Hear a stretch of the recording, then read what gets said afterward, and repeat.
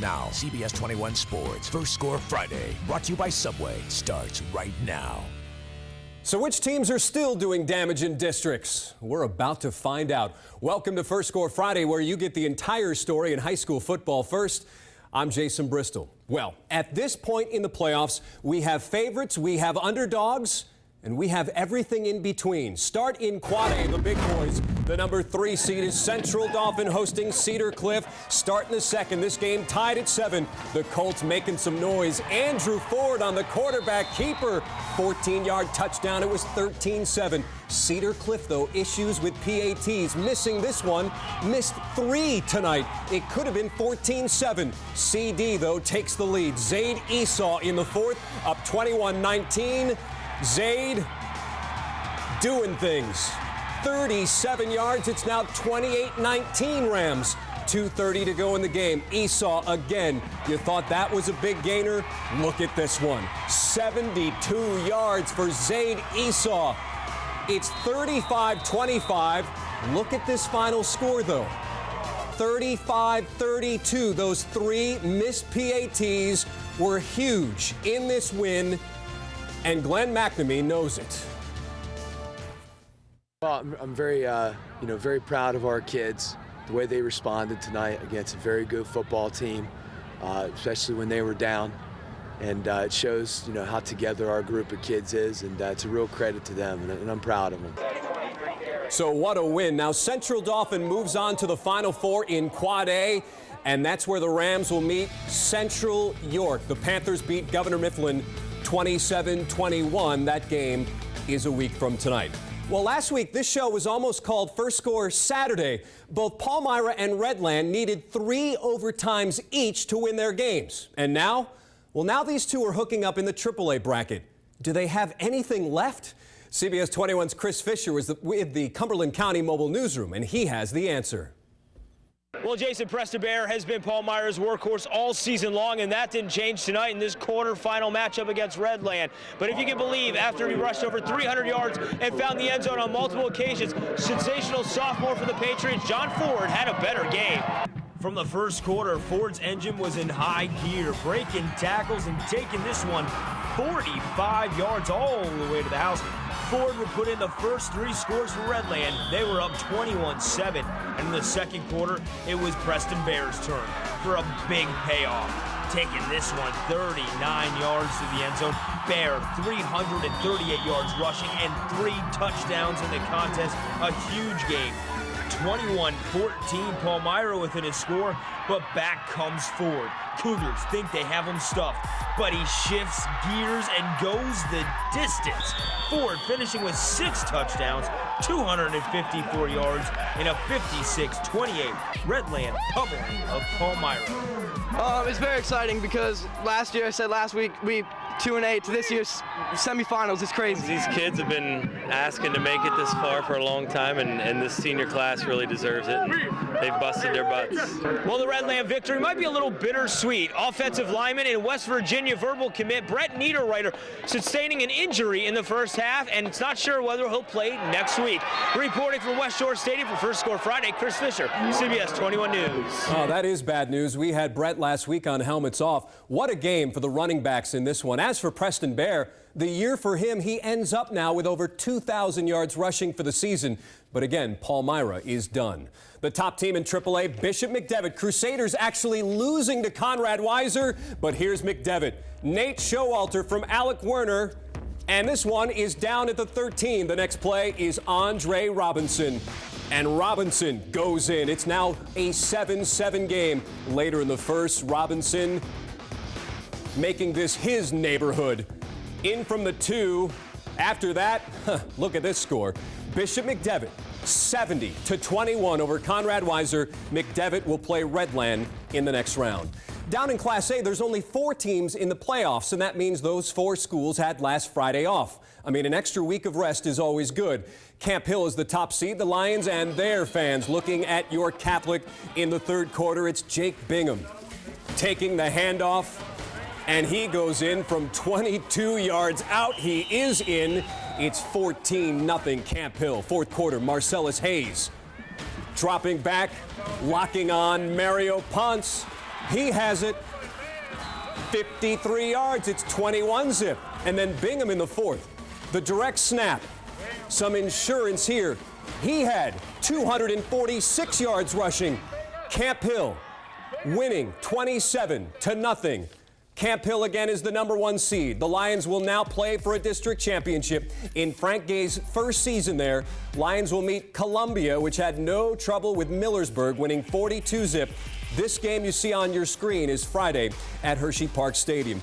District 3 also has some powerhouses in AA. Will those teams get tested or even lose perhaps in the semifinals? Plus, we have helmets off with a star from Bermudian Springs. Go under the helmet with an eagle who's getting it done on the ground. Helmets Off is coming up next on First Score Friday.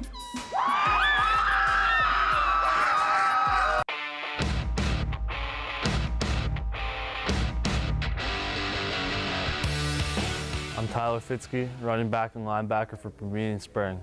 My favorite Subway sub is spicy Italian on Italian herbs and cheese. If I were Harry Potter, I'd play Quidditch all the time. If I had a racehorse, I would name it Coach Defoe. If I could trade places with one NFL player, Brett Favre, because he's retired now, supposedly. My name's Tyler Fitzke and my helmet is off.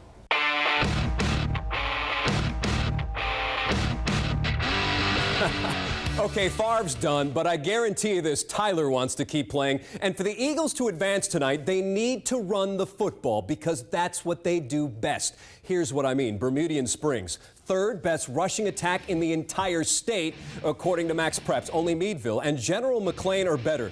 The Eagles relying on both Tyler and Adam Berryman, and they are undefeated. And there is Tyler Fitzke getting ready for Wyomissing, but the Eagles had nothing early, down 21-0. Grayson Helm, Gerald Burns, and the Spartans are now up 27-0. More from Wyomissing, Jordan Schwanbach with a stiff arm, and he hits pay dirt. It's now 33-0.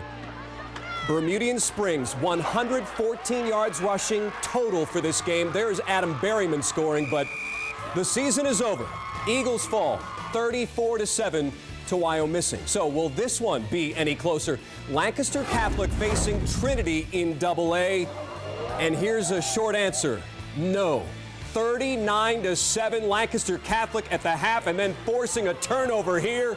Brandon Hollister has the fumble recovery, and then Hollister, you see him on defense, here he is on offense. 33 yards.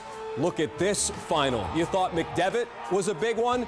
Lancaster Catholic winning 60-7, improving to 12-0. So Wyomissing and Lancaster Catholic will meet in the AA championship game next Friday at Hershey Park Stadium. Up in Quad A, Central Dauphin was in survival mode for a while. We saw that. But what about Cumberland Valley? Will the Eagles push all the right buttons against Southwestern? Cumberland Valley glad to be at home at Harry Chapman Field. The Eagles up 14-0. Jeremy DePietro, right side, right place, right time, 21-0. And then the Mustangs, though, how about this pass play? Mike Felton, the captain, somehow catches it for the touchdown.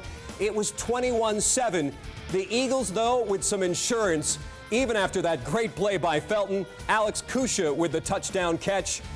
And Cumberland Valley wins easily, 42-21. The Eagles now have a semifinal date with Wilson, which beat Daniel Boone. So two teams with a ton of tradition playing next week. We are not finished with AAA. We still have the #2 seed and the #3 seed to go. And Colby Grant of Susquehanna Township was great last week. Is he good enough tonight to pull off another upset and perhaps win the Subway Phenom as well? Lampeter Strasburg, the #2 seed in AAA, has to beat Shippensburg to move on. No score in the first. LS has Nate Shank. Going the other way with it, Matt McCrudden. He's in from 9 yards out. It was 7-0 Pioneers. Second quarter, Shank dropping back, feels the heat. Jordan Groff. Groff has it, takes a blow, and he's still in. It's 14-0 LS. Very next drive, Lampeter Strasburg again. McCrudden from 3 yards out this time, 21-0. You get the idea. Your final, 35-0 as LS improves to 11-1. Now, Lampeter Strasburg's next opponent will come from the West York and Susquehanna Township game. Both those schools barely won last week, but they're still going. And at this point, that's all that matters. West York, the 3rd seed in AAA, playing at home. Bulldogs down 7-0 in the first. Caden Hepler goes to work. The quick toss. Actually, Zachary Smith doing most of the work. 49 yards down the sidelines. We're now tied at 7. Later in the first, the Bulldogs in the red zone. Brock Snellbaker changing direction, and he's in. West York's in front 14-7. The lead was 21-7, but the Indians responding here. Brandon Wallace takes a blow, takes a hit, and then jumps in for the touchdown. But that was it for Susquehanna Township. West York is a winner, 42-14, advancing to the next round. The Bulldogs forced 5 turnovers and even blocked a punt for a touchdown.